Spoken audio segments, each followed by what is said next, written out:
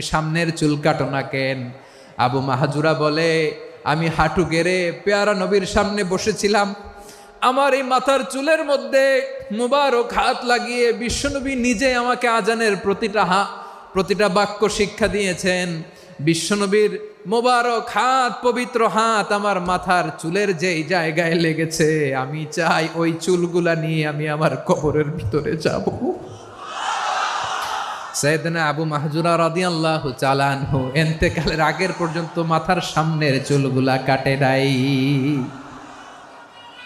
মাথার সামনের চুল তিনি কাটেন নাই। সুবহানাল্লাহ বিহামদি।